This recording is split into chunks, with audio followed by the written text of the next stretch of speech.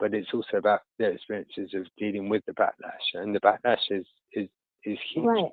It is. It's very strange to have a phone in your hand, even when it's like not like if you're following, even if you're not on Twitter or something like that, but you have the phone which has an app in it, and all it is like when you're at the eye of the storm, you feel like this weird buzzing electricity that like you could touch an app and all of a sudden thousands and thousands of voices are in your head. Exactly, and I see messages where someone says, someone will put a tweet saying, "I can't believe Rose McGowan followed me," and you just think that for that person sitting there, I don't know where they are.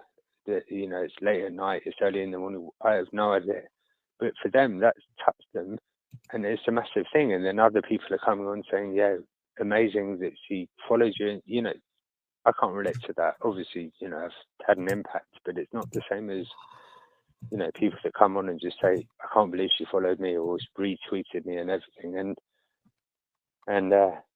But it's hard to say. I've lived this life for a long, long time. I mean, I had. Yeah, but it still must be when the internet first really exploded, like really crazy. Like we were told it was a nightmare. We were told by managers and agents, all actors and famous people, basically, that you had to man your own website, that you had to look at the comment section. This is before we knew that it's like Lord of the Flies. Yeah. Like, you don't fucking go there. But there was some website devoted to how sad I was. And it was really well done. I remember being and it fucked me up. I got really skinny afterwards. It was all about how sad I was, the diagrams all over me. And the fact that the girl actually used, I'm assuming it was a woman, because otherwise it would be even weirder, used proper English and good grammar stuck in my head. The things she said stuck in my head. And it's very hard to wash. It's like I call it like you're sitting at a bus stop and someone goes by with a mud pie filled with rocks and you just throw it at your face for no reason. And you're stuck with it. You're trying to get it off. But at what point in your career I've been through it so much. I've been through it so many times that now I'm I literally don't care. I don't care what you say. I don't care what you think. I'm going to do me. I know there's a lot of like-minded people, and I know I can get more people on my side. Sure. I know this. And I was waiting for somebody else to do what I'm doing. I was waiting. And nobody was going to. And there's nobody who's been built like me. There's nobody who's got the insight I had from the inside and the outside. Being a woman in this world, but also being the one that was marketed to fuck women in this world. And then part of the machine, deep, deep insider. And the thing with actresses is that they don't respect you in any way, shape, or form, so they just stay and do whatever they want to because they have full ownership. There's no such thing as a human resources department. Yeah. There's nobody to talk to. And it's aided and abetted by everybody on that side. And that is a microcosm. It's a hardcore version of what's done in general. What's done in general to women and how work climates are and things like that are, generally speaking. And obviously there's exceptions. But the thing is, I've been through this media gauntlet so many times. When they said I wanted to join the IRA, and it went so crazy. There were all these people all over the world that were gathering, getting groups online to come protest me in Hollywood. I'm like, where do you think I am? The same place every day? You can find me, idiots. Comment with that one was suck it, bitches. They were the question was, if you were in 1983 on the Falls Road in Belfast, would you join the IRA? And I'm like, well, I'm Irish. Yeah, duh. Of course I would. Yeah. That's a no-brainer. But it's not 1983 and I'm not on the Falls Road. So it's not a thought. But if I was Irish at the time, living on the Falls Road, fucking course I would. It just seems logical. Also, I was black in 1991 in South London. As a young black man, is there a high probability I would be put to the blood? Yeah. Yeah. That's all logic to me. It's not I want to join the IRA. It was just I'm sure that would be. No, but the bottom line is whatever. And everyone freaked out, and I was like, oh, shut up. But the thing is, they're all these hand wringers. It's just so stupid. And I got really mad when some Lord somebody, and I think it was the Daily Mail on the front page, said he wanted to shoot me in the face. I was like, oh, okay, let's go. Then I got mad. Is that they have? And I've noticed that if you go back at people, if you push back, they stop. If you just take it and let it roll over you, they add up. It's Lord of the Flies. They keep building. People are a lot more scared to go after me because they know I have a mouth and they know I have a way with words and I can take you down. But then how do you convince, say, HarperCollins to? I mean, I'm only saying from my experience. I don't have to convince them. Trust me, they're excited. No, but in the UK, if I was to say, I don't know, I'm just like putting an example that person X beat me or stole from me or something, they would say you can't publish that because we have no proof. They would say, you know, you're not allowed to put that out there, and that maybe that's different between England and the US. But maybe, I don't know. You know, I'm gonna do what I can. I use my stories as illustrations, but they're not as like, oh, this. They're not pushed back and say, well, you need to give us proof or you need to give us evidence or anything. I had 3 surgeries on my wrist and my elbow. I think that's fair enough. And it happened on the set and everyone saw it. So I'm going to say yeah. Yeah. No, but here, when I did that, they said, well, did you go to the police? Did you know? Right. No, of course. They blame the victim. They do all that shit. But they're also, like, bred to be scared. You know, that's their whole thing. They are bred to put fear into people, and that's what they do. They're bred to put fear into the publisher. They're bred the lawyers. And they overreach it, you know. And I'm going to do what I can and come out as hard as I can. But it's not that. It's not like a tell-all. It's like, this is how it is. Most likely it is on a smaller level how it is in your own life. Because these things happen to women everywhere and men. And I'm trying to just wake people the fuck up. And they basically push back. And they don't push back and say, well, you've got to... I'm teaching people how to be brave. That's what I'm doing. That's my main goal. And to be brave requires thought and fear. It doesn't mean I'm not afraid. It just means I do it anyway. Yeah. But they don't push back at you and say, well, unless you bring us this proof, we can't publish it, or... Well, they don't have the book yet. How do you mean?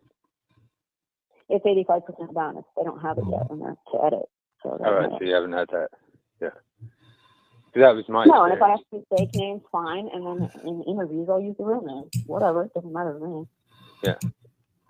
But if they said to you, well, you can't put that story because we've got no proof, like, or no... I can put whatever story I want. I can use an anagram name. I can do whatever I want. And then in interviews, I can just say what I want.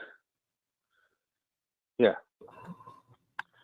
No, all I meant is that, you know, if I was to say that, you know, person X...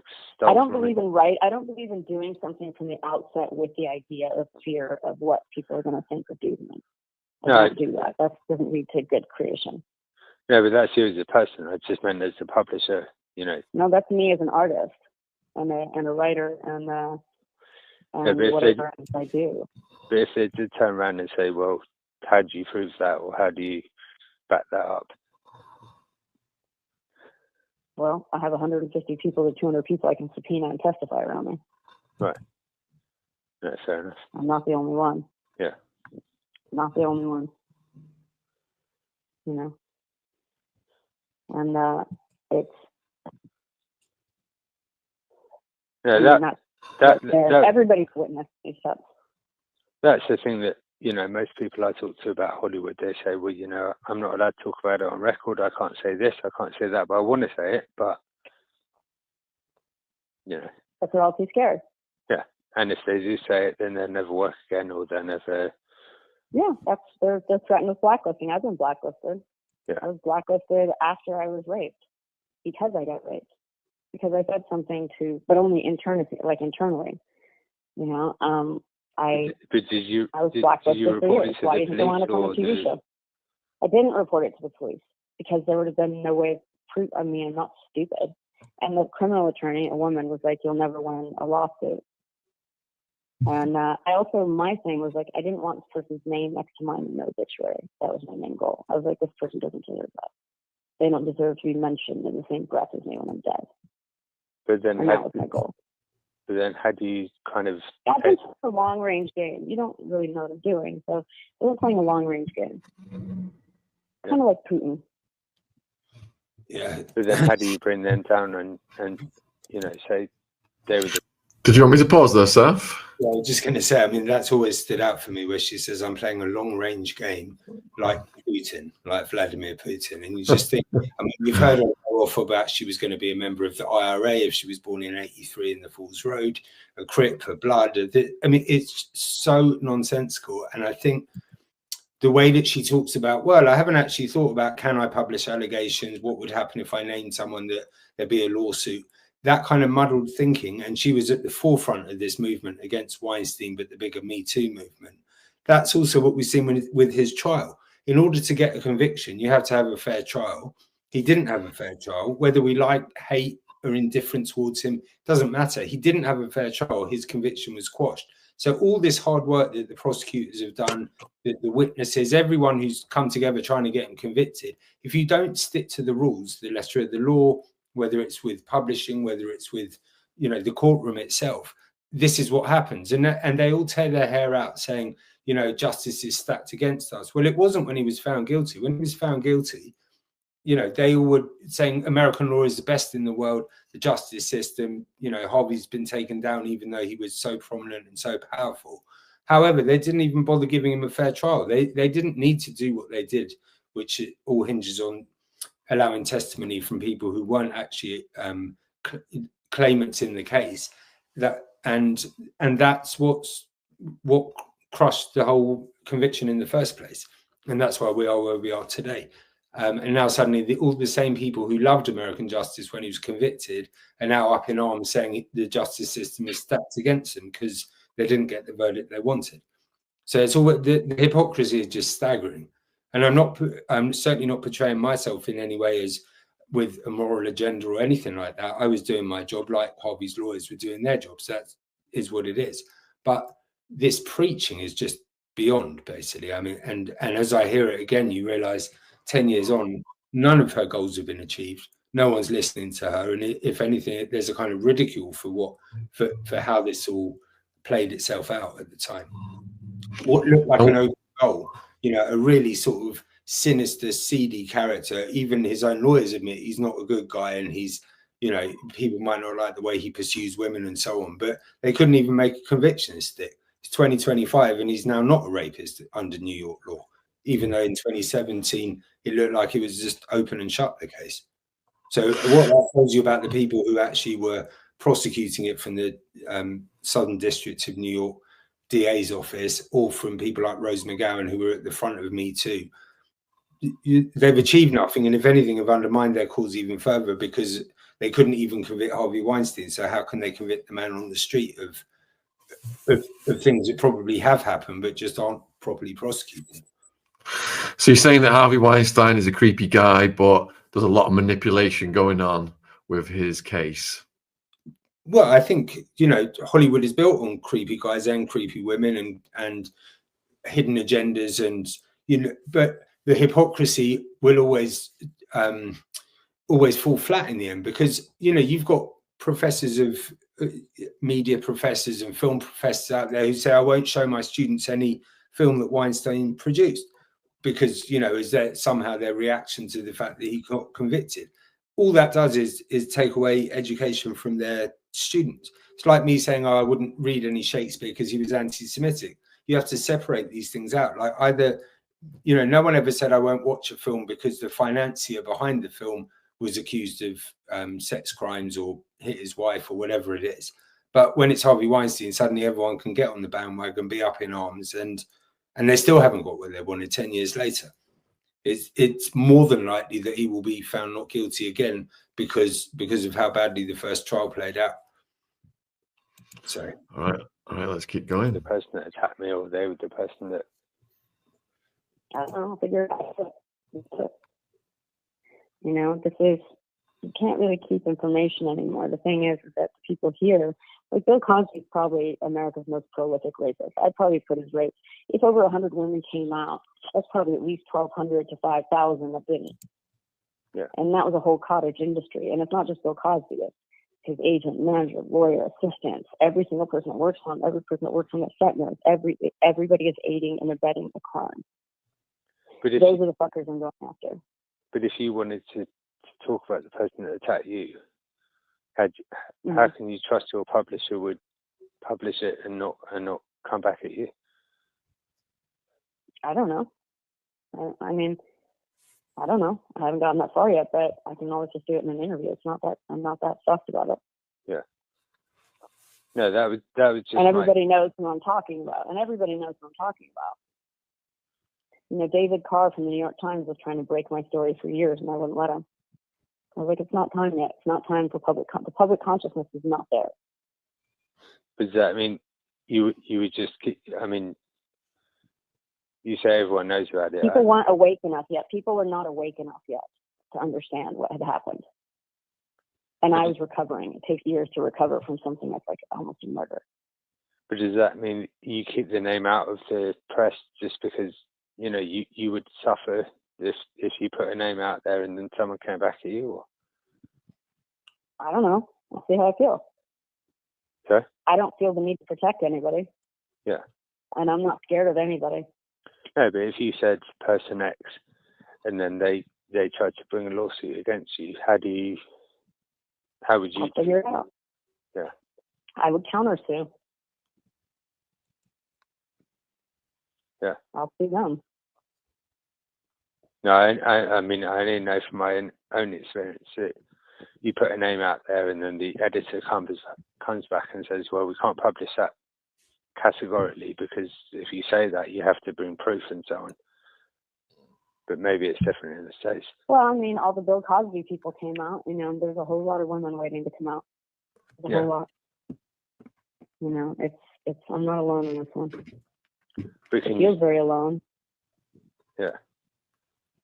But I operate by my, in my own self, world. I don't go to a job where there's other people or mingle in that way. Really. I don't. I mean, people are really concerned when I'm going to do my next film, and I'm like, I don't really care. Yeah. Like, film is not. I wrote film. It's not my primary goal. So the thing is like when you opt out of their system, they don't really know what to do because they're not used to that. They're used to just discarding. No, sure. They don't know what to do when someone's like Frances Farmer in the 40s is the last person that tried to escape this town, and they gave her electroshock therapy. I'm sure they would love to do that to me. I'm sure they would really enjoy that. And who's they? You know, all the dudes in power. Yeah. All of them. People that I make uncomfortable. I was on NPR, which is supposed to be the intelligence station, right? And the male interviewer was like, what if you're talking about makes men uncomfortable? And besides the fact, I said, what if walking down the street and it makes me feel like I'm being murdered and raped, slightly more important than your discomfort? I said, when people grow, their legs are uncomfortable, but you get taller. That's the bonus of it. So discomfort, I aim to make people uncomfortable. That's what I do. I don't fuck your comfort. Your comfort doesn't pay off. Your comfort is too lazy. Your comfort is led to this state that we're in. The man chair that's permanently under the man's ass of comfort, I would like to kick out. Yeah. Their life too. It's not just, you know what I mean? They're so closed to living a huge internal life. It's very sad. I'm like, wow, if this is your one go round, that's what you're gonna do? Wow. Okay. So what would make you kind of call it quits, or just say call what quits? Well, no, generally just say you nothing at all. Why should it? No, I don't know why it should. Sometimes it's fun to kick people in the head. Okay. They deserve it. They've been kicking a lot of others. Sometimes people need to get kicked. Yeah. You know what I mean? I was like basically an abandoned 15-year-old in Hollywood. I've lived here on my own since 15 years old. And I have maybe one or two friends here. And I don't know almost anybody in the industry because I find them repulsive and hide from them. I just avoid them. I just don't. I fuck with Los Angeles, not Hollywood. Yeah. But who do you blame for the abandonment? Well, I mean, my mother wasn't the smartest at the time. She's brilliant. She's a genius, literally a genius person, but not the most logic-based. But I was also I'd also emancipated myself. I'd already gone to court to represent myself, to take care of my own affairs. I mean, I was my own lawyer. I was exactly like I was just smaller. Yeah. I've never changed. That's the thing about me. They fucked with me. I got lost for a while. I got lost, but that's what happens to you after you get almost murdered. Like, you go sideways. And I was very angry that I'd been a 13-year-old runaway, and it didn't happen to me there, but it happened when I thought my life was getting easier. I was very upset about not being on guard. I had no idea. And set up by my then female manager who still has a job there. Disgusting. And it breaks my heart, and it makes me really sad for that girl, Yeah. Didn't deserve it. None of it. And the thing of it is that I'm a true artist. And all the very kind of powerful men I was with, right, usurped that and made it like their career was more important, and like basically sponged off my brain. Did their best work when they were with me, and I faltered afterwards, but that's their issue, not mine. But I realized, you're sold this bill of goods as a woman, that the highest thing you can achieve is to be an artist.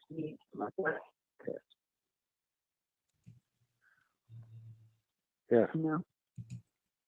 And we have a real vested interest in this town of making you never feel like you're an artist, but a commodity. And they always make you feel like you're a commodity that's in peril. And do you think that's still the same? And a big bloke. But there's the way that the agency world and the management world, all that stuff is crumbling. That way of doing business is dying. It's going to go out like, a dinosaur. And they're horrible people. Those are the worst people. So why now and not 15, 20 years ago? What's changed now? There was no way to speak. There was no voice. Who was I going to talk to? There's no social media. Yeah. I couldn't go directly to the people. I couldn't have a conversation at my control. The thing is, I realized I don't want to write for Huffington Post or even the Guardian, or I don't want to do a column when I can just with the Trump letter, just release it to everybody. I just tell my publicist, and I imagine he presses a button and it just goes to everybody. So that's how I plan on really dealing with my stuff, not single publications, just everybody. Yeah. And people generally need so much content, and it's this giant mouth that needs to be fed. And if you can do the work for them and do it well, write it yourself, well, bonus. No, sure, but the flip side is that if someone said to you right now, forget the money, but just said, give us a weekly column for the next 20 weeks, just saying your experience, what you think the current political climate that's fine, because that would be fine, because it carries. No, I mean, in my limited research, because obviously we're doing this kind of snapshot of Hollywood, and that's great. But when you put it into the context of Trump and the Women's March and so on, you actually think, hold on, there are very few voices that actually resonate, and yours obviously is one of them. But you could take 1, 2, 3 other people and just say, hold on, this is a massive movement, even if it's only from 3 or 4 people who've actually been in the No, I think people actually need to just go and burn down the White House. I mean, it needs to be civil war in this country. Yeah, but I'm trying to figure out where to put money, where it's safe. Yeah, but not money, but actually a voice. I mean, people who say, well, I was there back then, and I'm still here now, and this is what it's been like for me, and this is, I'm trying to stop this happening to the next generation. I'm trying to shine a light in the dark, but I also want women of all ages to rise up. I don't, and men to wake up, and to wake up to what they do, to wake up to the mansplaining consistently, to wake up to the fact, look at what their actions do, and even guys on the left too. Trust me. Yeah, but I mean, I could say to you, the Guardian would love to run an interview on you, completely separate to anything I'm doing. You could do a 20,000 I like the Guardian. I just donated money to them. What, to support them? Yeah. Yeah. No, and exactly, and it's But you know, I like the Guardian. It's one of the few that I read. I'm not going to read American papers. I read BBC and the Guardian, and that's pretty much it. Really. But you know, given the amount of people that follow you and that would hear what you have to say, but at the same time, you'd have to. Well, you'd have to have a kind of vision of who you want to reach, because if you say, well, the Guardian's not my ideal target, or you know, like everybody's my target. The no, thing is not really. If I can do something in the Guardian, they'll put it on Breitbart, and those are the fuckers. No, but it can't be that everyone's your target. I read your letter to the open letter to the media, and that's targeted in a particular way. It's not really aimed at everyone. You know, there's plenty of people that wouldn't understand the nuances that you're coming from, or you must have some kind of agenda with that. Yes, I like to make people smarter. If you need to look up a word, go look it up. Yeah, but a lot of people do need to look up words. So